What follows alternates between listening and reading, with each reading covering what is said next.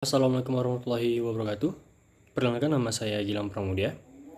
Baiklah, di sini saya akan menjelaskan mengenai penjadwalan proses pada CPU. Nah, pembahasan yang pertama kita mengenai priority scheduling.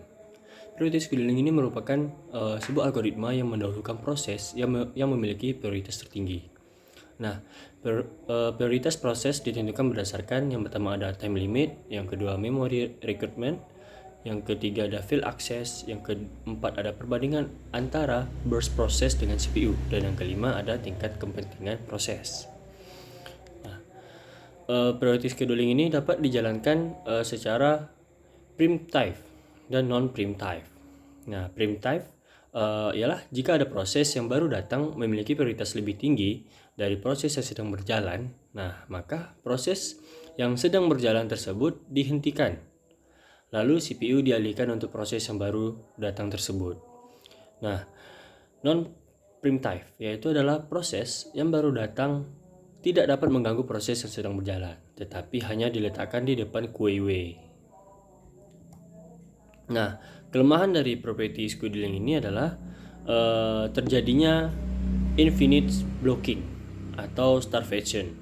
Nah, yaitu sebuah proses dengan prioritas yang rendah memiliki kemungkinan tidak pernah dieksekusi jika terdapat proses lain yang memiliki prioritas lebih tinggi. Nah, solusi dari starvation ini adalah egging, yaitu meningkatkan prioritas dari setiap proses yang menunggu dalam QAW secara bertahap. Nah, contoh, setiap 10 menit prioritas dari masing-masing proses yang menunggu dalam QAW dinaikkan satu tingkat. Nah, maka proses yang memiliki prioritas 127 setidaknya dalam 21 jam 20 menit, proses tersebut akan memiliki prioritas 0, yaitu prioritas yang tertinggi. Nah, contohnya seperti ini. Diketahui ada 5 proses dengan urutan proses sebagai berikut. Ada proses P1, P2, P3, P4, P5 dengan burst time dan prioritasnya masing-masing. Nah, jadi di sini P4, P5, P1, P3 ini adalah di mana dari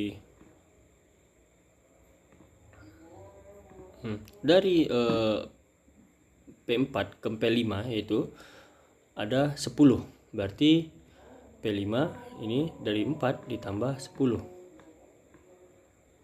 Sama dengan 12. Nah, sedangkan 12 ini ke P1 itu ditambah 7. Nah, hasilnya sama dengan 19. Nah, untuk ke P3 ditambah 3. Nah, hasilnya sama dengan 22, dan P2 ditambah lagi 2. Nah, hasilnya 24.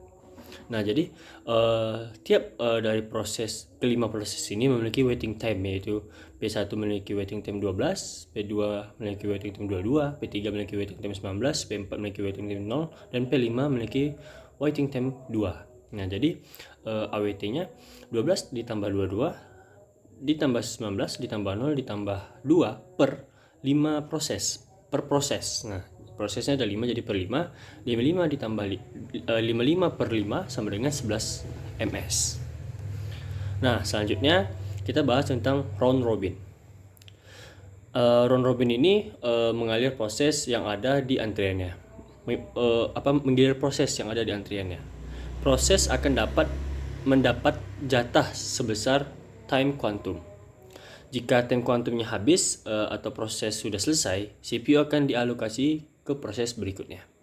Proses ini cukup adil karena tidak ada proses yang diprioritaskan, dan semua proses mendapat jatah waktu yang sama dari CPU, yaitu 1 per N.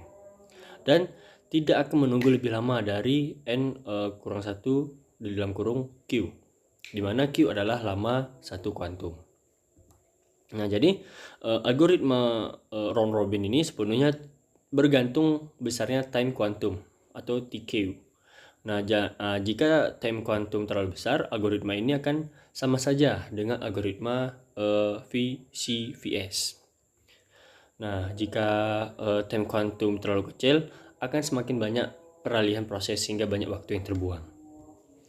Nah, jadi permasalahan dari algoritma round robin ini adalah permasalahan utamanya menentukan besarnya time quantum. Nah, jika time quantum yang ditentukan terlalu kecil, maka sebagian besar proses tidak akan selesai dalam satu kuantum.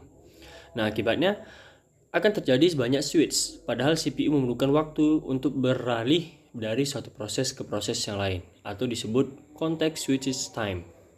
Nah, sebaliknya, jika time quantum yang ditentukan terlalu besar, algoritma round robin ini akan berjalan seperti FGFS.